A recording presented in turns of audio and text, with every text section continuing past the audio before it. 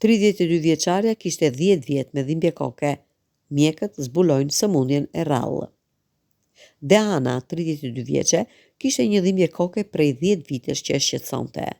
Ajo kishte dhimbje koke dhe në qafë, por që nuk shkonte të vizitohej tek mjeku dhe e kishte neglizhuar. Por pas vizitës tek mjeku, ata zbuluan një sëmundje të rrallë në trurin e saj. Sëmundja e saj shkaktohet nga fakti se një pjesë e kafkës nuk është aq e madhe sa të përmbajë trurin dhe kjo gjë i shkaktonte dhimbje koke. 32 vjeçarja është nënë e 2 fëmijëve dhe e vetmja frikë që ka është se mos i lër ata të vetëm.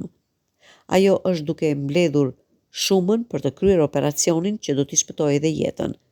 32 vjeçarja e bëri historinë e saj publike për të treguar se duhet të jemi me të kujdesshëm me sinjalet që na jep truri dhe trupi, që të mos e lejojmë një sëmundje të jetë në trupin ton prej vitesh dhe të mos bëjmë një vizitë tek mjeku.